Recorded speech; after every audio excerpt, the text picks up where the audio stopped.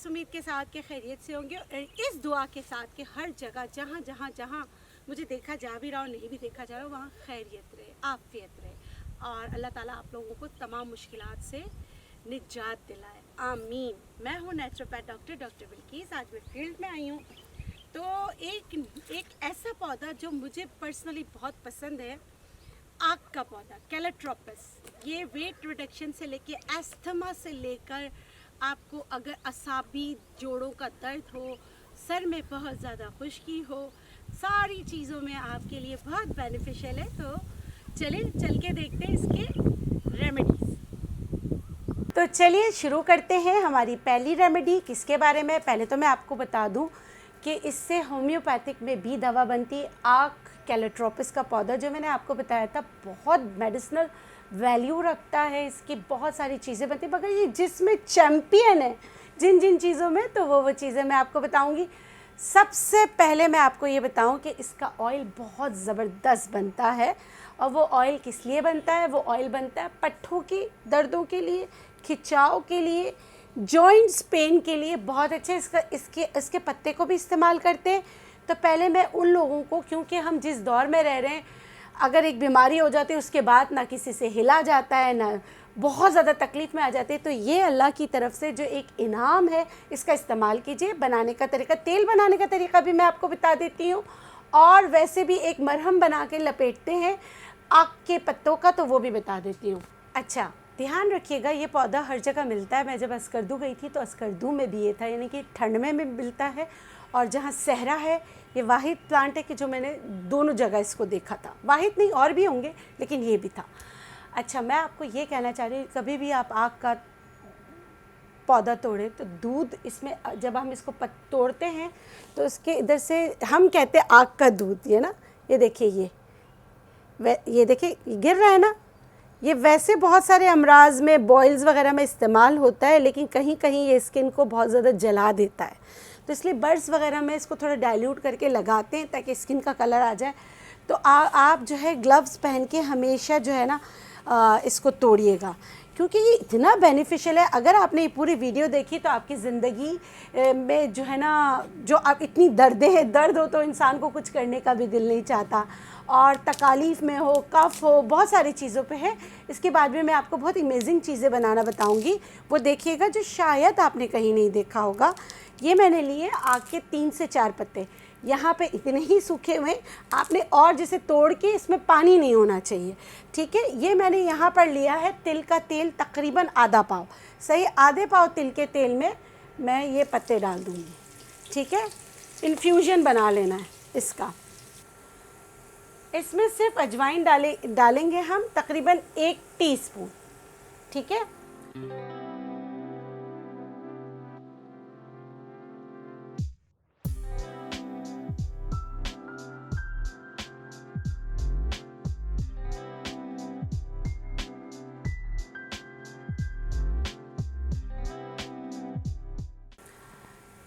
तो फिर आपका ये तेल इन्फ्यूज़ हो गया। पत्तों को ज़्यादा आपने जलाना नहीं है, जैसे हम बघार के लिए करते हैं ना, आपने ऐसे करना है। आपका तेल तैयार हो गया। जैसे मिसाल के तौर पे यहाँ है नेचुरलाइज का, आप घर पे ख़ुद भी बनाएं, ठीक है। हम तो ये काफ़ी इसको कूट के सब कुछ करके इसमें डालते हैं, आप भी पत्तों को कूट के उसका अर्क भी निकाल के डाल सकते हैं। तो ये है नेचुरलाइज का तेल, आप घर पे ख़ुद आक का तेल इस तरह बना सकते हैं। अच्छा, अब इसके बेनिफिट्स क्या हैं वो मैं आपको बता दूं। बेनिफिट्स ये हैं कि आपके कहीं भी असाबी दर्द है, आपके सर में शदीद खुश्की है, चाहे वो सोराइसिस की हो, चाहे एक्जिमा की हो, चाहे एटोपिक डर्मेटाइटिस की हो, इस तरह बना हुआ तेल, प्योर तिल का तेल होना चाहिए। याद रखिएगा, आप सर की जड़ों में लगाएं, आप जोड़ों में लगाएं। यहाँ बाज़ लोग होते हैं, रियोमेटाइट आर्थराइटिस होता है, जिनके जोड़ टेढ़े हो जाते हैं, आहिस्ता आहिस्ता इन्फ्लेमेशन होती है। ये पौधा आपकी बॉडी से इन्फ्लेमेशन को कम करने में आपकी मदद करता है। तो ये तो एक हो गया। एक और मैं आपको बताऊँगी दर्दों के हवाले से कि आक का पत्ता आपके कैसे काम आता है। आप इसको लगा सकते हैं एज ए बैंडेज, ठीक है। आप नहीं बनाना चाहते तेल वगैरह, तो आप क्या करेंगे? आपने क्या किया, ये एक मैंने पत्ता साफ़ कर लिया है। मिसाल के तौर पे मेरे रिस्ट में बहुत दर्द है, तो मैं ये देखूंगी कि क्या ये रिस्ट में पूरा आ जाता है पत्ता। अगर नहीं आता तो मेरे रिस्ट में आ गया है, अगर किसी को रिस्ट में पूरा नहीं आता तो एक और थोड़ा सा रह गया है, तो एक छोटा सा पत्ता मैं और ले रही हूँ ताकि आप लोगों को समझ आए कि हमें करना क्या है। ठीक है, ये मैंने एक और पत्ता ले लिया, अब ये रिस्ट पे पूरा आ जाएगा। अब इस पर मैं क्या क्या डालूँगी, तो पहले मैं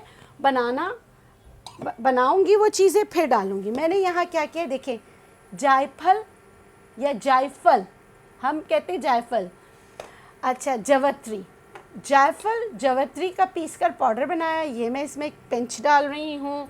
मैं यहाँ पर नेचुरलाइज का एलोवेरा जेल यूज़ कर रही हूँ, आप नेचुरल कीजिएगा, हर घर में होता है। 1 टीस्पून मैं इसमें जो है एलोवेरा जेल डाल रही हूँ। ठीक है, जायफल जवत्री का मैंने पाउडर डाला और उसके बाद मैं इसमें डालूँगी हल्दी। हल्दी मैं ज़्यादा डालूँगी, सही है।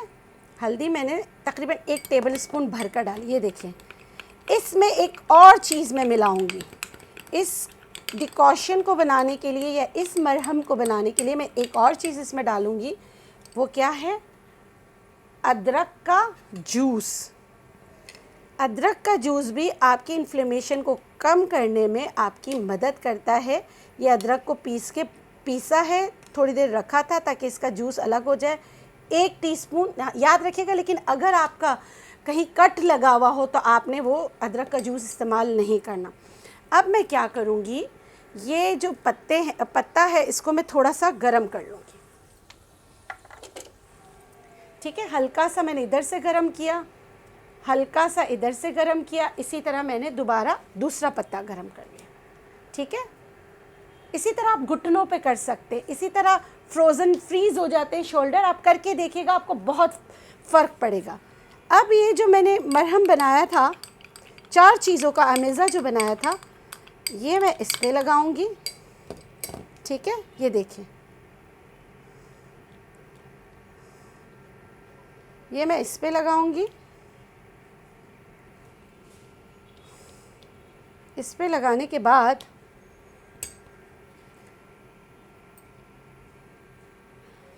फिर मैं क्या करूँगी, यहाँ पे जो हमारे साथ हेल्प करने आए, मैं अपने ही कलाई पे बांधने वाली थी, फिर मुझे मेरी असिस्टेंट ने कहा आपको जो है ना आप वीडियो बनाएंगे पूरा येलो हो जाएगा, तो मैंने कहा चलें ठीक है। ये देखें, ये बांधा और इसके ऊपर आप बैंडेज बांध दें। इसी तरह घुटनों पे भी आप बांध सकते हैं, इसी तरह बेटा ये पकड़ना, इसी तरह जहाँ आपको दर्द हो आप वहाँ बांध सकते हैं। कितना आसान है, आप करके देखिएगा। 1-2 घंटे बांध के रखें, परवरदिगार के हुक्म से अगर अल्लाह ताला को मंजूर हो तो इंशाल्लाह आप लोगों को फ़र्क पड़ेगा। ठीक है, ये तरीका है बांधने का तरीका भी बता दिया। पत्ता गर्म होना चाहिए, उसके बाद जो चीज़ें उस पर डाल दीजिएगा और फिर आप इसको बांध लीजिएगा।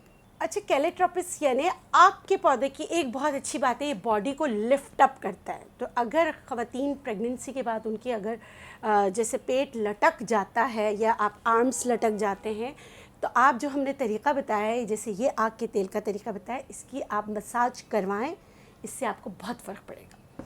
अब आ जाते हैं हम, निज़ाम हज़म के लिए भी बहुत अच्छा है, अस्थमा के लिए भी बहुत अच्छा है।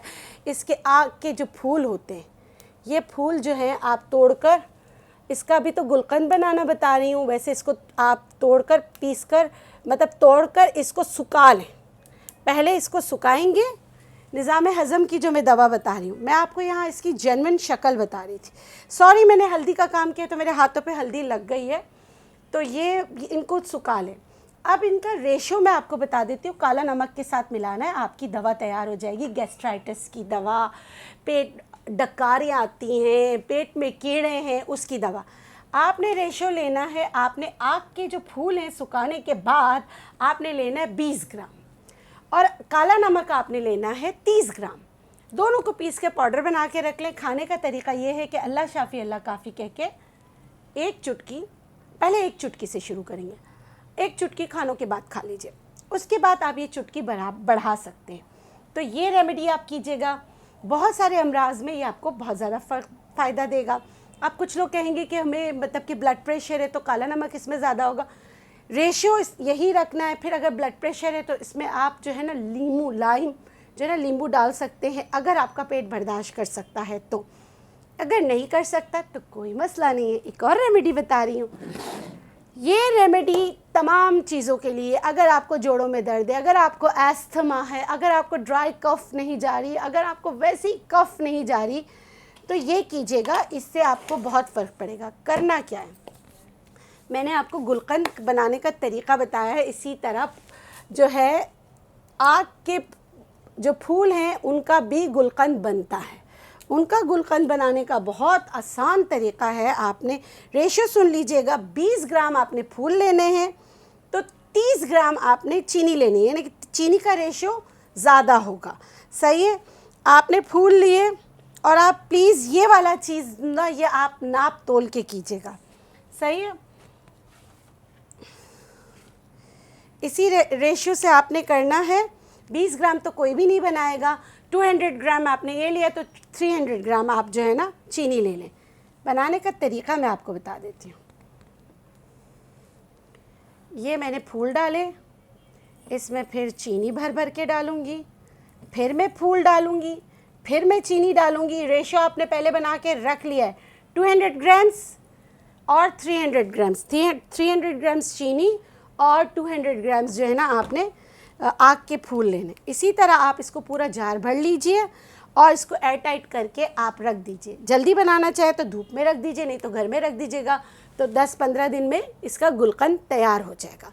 अब इस गुलकंद को खाने का तरीका मैं आपको बता देती हूँ। आप एस्थमिक पेशेंट है, आपको जोड़ों में बहुत ज़्यादा दर्द रहता है, आपका निज़ाम हज़म सही नहीं है, आपको लगता है कि पेट में कीड़े हैं, खांसी है कि जाने का नाम नहीं ले रही, बुखार है कि उतरने का नाम नहीं ले रही, तो ये वाला गुलकंद आपने 1/4 टीस्पून से स्टार्ट करना है, सुबह शाम खाना है। तो आप देखेंगे इंशाल्लाह अगर अल्लाह को मंजूर हुआ तो आपकी तबीयत में काफ़ी जो है फ़र्क पड़ेगा इंशाल्लाह। तो ये छोटी छोटी चीज़ें हैं जो आपकी ज़िंदगी को आसान बनाने में आपकी मदद करेगी। तो ये छोटी छोटी चीज़ें हैं जो नेचुरोपैथी में हैं, जो मैं आपको बता रही हूँ। मैं और हो सकता है बहुत सारे और लोगों ने भी आपको बताया हो, तो इस पर अमल कीजिए। और ऐसे जो मेडिसिनल प्लांट्स जो हैं, और ये तो ऐसा है कि आप कहीं भी जाएंगे आग का पौधा आपको नज़र आएगा। तो आप देखिए अल्लाह की कुदरत, जहाँ जहाँ इसकी ज़रूरत होती है वहाँ वहाँ ये मौजूद होता है। तो इसकी कदर कीजिए, इससे चीज़ें बनाइए, लेकिन इसको तबाह नहीं कीजिए। जैसे हमने ये आपके लिए यहाँ लाए हैं, मैंने आपको फील्ड में बताया था, अब यहाँ हमारे यहाँ इससे बहुत सारी चीज़ें बन जाएगी, तो चीज़ों को ज़ाया नहीं कीजिए। तो ये थी रेमेडीज़। देखिए कराची की एक जगह है, इतनी पुरसुकून शाम यहाँ हो रही है, मेरा दिल ही नहीं चाह रहा कि मैं घर जाऊँ। आप देख रहे हैं एक तरफ बाजरा लगा हुआ है, इसकी मैंने आपको बहुत सारे फ़वाइद बताए। मेरा यकीन करें, अगर आप ये माहौल देखें, इतना पुरसुकून माहौल है। हो सकता है मैं किसान की बेटी हूँ तो मुझे खेत खलियान मेरे नेचर में है। आप लोग भी जब मतलब कि आप लोग डिप्रेशन से निकलने के लिए कोई ऐसे पुरफुज़ा मकाम पर जाए, ज़रूरी नहीं कि आप बहुत दूर दूर। मेरे पीछे हमारे यहाँ पे मेरी हेल्पिंग हैंड जा रही थी, तो कामरान ने यूँ किया, मैं समझी पता नहीं कोई जिन आ गया।